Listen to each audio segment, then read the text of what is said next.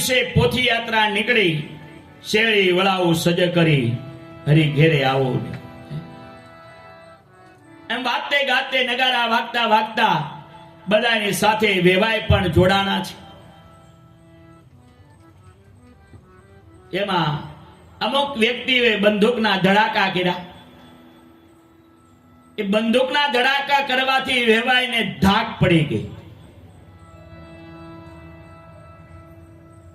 આમ તો કથા સાંભળવી તો નહોતી, પરાયણનું હતું. ભગવાન કે હાલ આમ કરી દઉં તારે. એ ધાક પડી ગઈ. વાતે ગાતે પોથી યાત્રા પહોંચી ગઈ. દરરોજ ગોર બાપા કથા કરે. વેવાઈને તો આગળ બેસાડવા જ પડે. વેવાઈને આગળ બેસાડ્યા. બધા તાલીઓ પાડે તો એ તાલીઓ પાડે, બધા દાંત કાઢે તો એ દાંત કાઢે. કારણ કે ધાક પડી ગઈ, સંભળાતું નહોતું. 7 દિવસ આમને આ બધી ક્રિયાઓ ચાલી. છેલ્લે દિવસે કથાની પૂર્ણાહુતિ મહારાજે કરી. પાછી પોથી બધાએ માથે લઈને શેરી વળાવું સજ કરીને હરી ઘેરે આવું. પાટે વાતે ગાતે નીકળ્યા. બધાએ બેન્ડ વાજા, ધબધબાટી, ફટાકડા. એમાં ઓલાભાઈ પાછી પિસ્તોલનો અવાજ કર્યો, ધડાંગ ધડાંગ અવાજ કર્યો. ત્યાં વેવાઈનો ધાક ખુલી ગઈ. ગિરરાજ ધરણ કી. હું ગમે એટલી ફેરું કહું ભાઈ બંધન થાવ, અવાજ ના કરો, અવાજ ના કરો, એ કર્યા જ કરે. એની ધૂનમાં જ બધા હોય. તો એ કથાઓ આપણે સમજાવે દ્રષ્ટાંત તરીકે કે ક્યાંય આપણે ગયા હોય શાંત રહેવું જોઈએ. વાતો તો આખી જિંદગી કરવાની છે, પણ ભગવાનના ગુણગાન સાંભળવા મેળાવ હોય એટલે આપણા દેહને, કાનને પવિત્ર બનાવવા. 9 દ્વાર ભગવાને આપણે આપ્યા છે અને 9 દ્વારને પવિત્ર બનાવવાના છે. ક્રિયાઓ છે ભગવાને આપ્યો છે, આપણે ભોગવવાનું હોય. પણ એ ભોગવવા સાથે આપણા શરીરને કષ્ટ, દુઃખ પડે એવું ભોગવવાનું નથી બતાવ્યું. કાલે તમને દ્રષ્ટાંત દીધું કે આપણે ભગવાનની દયાથી બધું સુવિધા, કપડા ધોવાના, રોટલી બનાવવાના, વાસણ ઉટકવાના મશીન, બધું ભગવાને આપ્યું છે. તો આપણે ભોગવવું પડે, પણ સાથે આપણા શરીરને બગાડવાનું નથી. ને કે ઘણાને મનમાં એવું થાય કે આપ્યું છે તો ભોગવી લેવાય. ભોગવો તો અમને શું વાંધો છે? ભોગવો, ઈ ભોગવો ને ઓલું ભોગવો, બધું ભોગવવું પડે. તો એ દિવ્ય કથાઓ આપણે સમજાવે, બતાવે કે આપણા દેહના કલ્યાણ માટે આપણે પોતાનું જો સારું ન ઈચ્છીએ તો બીજાનું કોનું સારું કરવાના છે? અમારે કહેવાનું તમને કારણ શું કે અમારાથી તમે કહેશો તમે કઈ સુધરી નથી જવાના. પણ આપણે બગડીએ નહીં એના માટે ઋષિમુનિએ કથાઓ કીધી છે. ઘણા બધા રમેશભાઈ ઓજાને પૂછે, મોરારી બાપુને પૂછે કે તમે કેટલી કથાઓ કરો છો? ત્યારે મોટા મોટા સંતો કહે છે કે ભાઈ કથા કહેવાથી અમે કોઈને સુધારી તો નથી શકવાના, પણ અમે પોતે ન બગડીએ, અમે સારી રીતે રહી શકીએ ને એટલે અમે ભગવાનની કથાઓ કરીએ છીએ. અને આ કથા વસ્તુ એવી છે કે અમને દેશ વિદેશ લઈ જાય છે. તમે વિચાર તો કરો, આ સંતો મહંતો કેટલા દેશોમાં, આપણી સંસ્કૃતિ કેટલા દેશોની અંદર ફરે છે. પૂજ્ય મોરારી બાપુ, ડોંગરે મહારાજ, સોલાની અંદર અમારા કૃષ્ણશંકર શાસ્ત્રીજી હતા, રમેશભાઈ ઓજા, ડોક્ટર મહાદેવ પ્રસાદ, જિગ્નેશ દાદા, આવા અનેક કથાકારો છે જે આ પોથીના માધ્યમ દ્વારા દેશ વિદેશો ફેર્યા છે. તો આની અંદર કાંઈક તો હશે જ. એમને કોણ બોલાવે આપને? તો આપણે એ મગજમાં ઉતારવું પડશે કે આપણા દેહના કલ્યાણ માટે આપણે આવા 18 પુરાણો ધર્મનું કાંઈક વાંચન કરીએ કે જેનાથી આપણું કલ્યાણ થાય.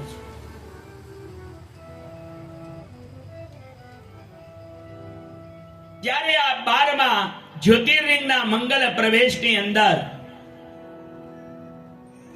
કથાઓ આપણે સમજાવે, બતાવે છે. પહેલે દિવસે કીધું કે મારે સત્યનારાયણ કથાઓ હું બધું કરું છું. આ મારો એક શોખનો વિષય, એટલે મારી કથાઓ વર્ષમાં 2-5 જે કાંઈ હોય એ કરું. પણ મારો આમ વિષય છે કર્મકાંડ. કથા, લગ્ન, વાસ્તુ, યજ્ઞ, નવચંડી, અનેક અનેક પ્રકારના જે કાંઈ કર્મો છે, જન્માક્ષરની વિધિ વિધાન, જન્માક્ષર બનાવવા, આ મારું મુખ્ય કર્મ મારું છે બ્રાહ્મણ. પણ ભગવાન જ્યારે ગુણગાન ગાવા મને બોલાવે ત્યારે હું આવી ભાગવત કથા, શિવપુરાણ, રામાયણ આવી કથાઓ જે ભગવાન બોલાવે બોલીએ છીએ.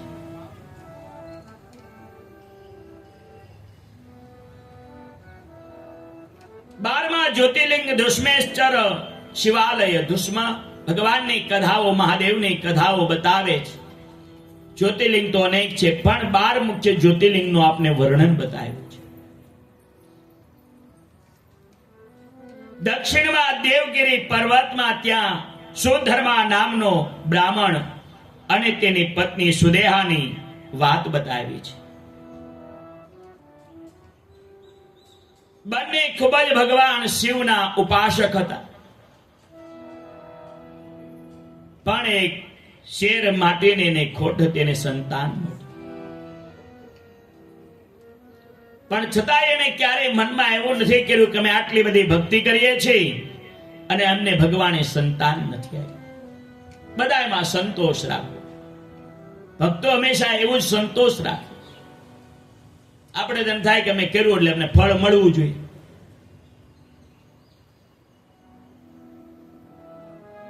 પણ આ બ્રાહ્મણ અને બ્રાહ્મણીએ ક્યારે એવું મનમાં વિચાર ન કર્યો.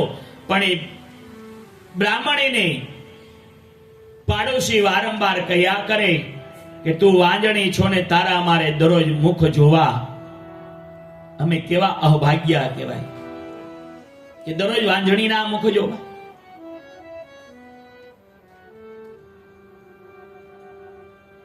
એટલે સુદેહાને આ વાત ન ગમી. એણે એના પતિને કહ્યું કે તમે કોઈ બીજા લગ્ન કરી લો કે જેનાથી તમારે ત્યાં એક સંતાન થાય.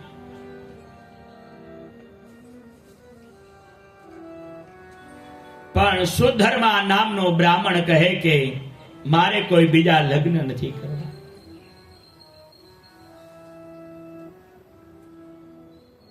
છતાં એની પત્ની વારંવાર કહે કે મારા કારણે તમારો વંશ અટકી જાય એ પણ નકામું છે. ત્યારે બ્રાહ્મણે કહ્યું કે સંતાન હોય તોય પણ ઈશ્વરનો પ્રસાદ છે અને સંતાન ન હોય એ પણ ઈશ્વરનો પ્રસાદ છે. અત્યારે ઘણા બધાને અનુભવ થાય છે કે આના કરતા સંતાન ન હોય ને એના કરતા સારું. કે ભાઈ નથી, એક વાત જ પૂરી થઈ ગઈ. હોય એને વૃદ્ધાશ્રમમાં રહેવું પડે એના કરતા સંતાન વગરના શું વાંધો છે? ભક્તિ તો થાય ભગવાન. મારે એક યજમાન છે, એમને જુવાન દીકરો બિચારાને ગુજરી ગયો. પછી એને ધંધો વ્યાપાર બધું મૂકી દીધું કે ભગવાને જે કાંઈ આપ્યું છે ને હવે અમારે ભક્તિ જ કરવી છે. જ્યાં સપ્તાહ હોય ત્યાં દરેક સપ્તાહમાં એ પહોંચી જાય. હવે આપણા જીવનનું કલ્યાણ કરવાનો માર્ગ અપનાવી લીધો. અને આ બધું આપણે કરીએ સંતાનો માટે કરીએ છીએ. અને સંતાનો જ્યારે આપણે સાચવે નહીં ત્યારે આપણે એમ થાય કે આ શું કામ કરવું જોઈએ. ત્યારે આ બ્રાહ્મણે કહ્યું કે સંતાન હોય તો પણ ઈશ્વરનો પ્રસાદ અને ન હોય તો પણ ઈશ્વરનો પ્રસાદ છે. બીજા લગ્ન શું કામ મારે કરવા જોઈએ? પણ સુદેહા વારંવાર કહે કે ના, તમે લગ્ન કરી અને સંતાન પ્રાપ્ત કરો. આ સુદેહાને દીકરા દીકરીનો શોખ હતો. ત્યારે એને કહ્યું કે કામ કરો, તમે મારી બેન દુશ્મા છે એની સાથે લગ્ન કરો. બ્રાહ્મણને વારંવાર કહેવાથી બ્રાહ્મણની વાતને માન્યા અને સુદેહાની બેન દુશ્મા સાથે બ્રાહ્મણે લગ્ન કર્યા છે. લગ્ન કરતા ને એમને ત્યાં ભગવાનની કૃપા થઈ અને દીકરાનો જન્મ થયો છે. સુદેહાને પણ ખૂબ જ આનંદ થયો. દુશ્મને ત્યાં દીકરાનો જન્મ થયો છે. ધીમે ધીમે આ દીકરો મોટો થયો, ખૂબ જ એને સારી રીતે સાચવે છે. પણ દુશ્મા ભગવાન શિવની ઉપાસક, દરરોજ પરમાત્માની પૂજા કરવી અને દરરોજ 108 શિવલિંગ બનાવવું, આવું દુશ્મનો નિયમ હતો. સુદેહા ક્યારે પૂજા અર્ચના ન કરી, પણ એ આ દીકરાનો જન્મ થયો, બેનનો દીકરો હતો એટલે કે મારો દીકરો છે એમ કરીને એને પાળી પોષણ એની બધી સેવાઓ કર્યા કરે. ધીમે ધીમે બાળક મોટો થયો છે એટલે એમના લગ્ન કર્યા છે. લગ્ન થયા, એમને ત્યાં પત્ની આવી અને સુદેહા દરરોજ એમને બધું માર્ગદર્શન આપ્યા કરે છે. આ બાજુ દુશ્મા દરરોજ ભગવાનને આરાધના પાર્થિવ શિવલિંગ બનાવ્યા કરે છે. આજે તમને આ બનાવવાનું કારણ અમે એટલા માટે કીધું કે જ્યારે જ્યારે પ્રદોષ હોય, સોમવાર હોય, એવા એવા ભગવાનની શિવરાત્રી હોય, ત્યારે ભગવાન પાર્થેશ્વરની કાંઈ ન તો 5, 1, 11 શિવલિંગની પૂજા કરો, જેનાથી આપણા સંતાનોને સારી મતિ, સારી બુદ્ધિ, સારા વિચારો, સારા સંસ્કાર અને સદાય સુખી રહેશે. પણ કાંઈક આપણે ભક્તિ કરવી પડશે, પુણ્યનું ભાથું બાંધી લેવું પડશે. એટલે આપણે ભજન કીર્તન ગાઈએ કે પુણ્યના ભાથા વગર બધું જગતમાં નકામું છે. मानव देह तुझे फिर ना मिलेगा.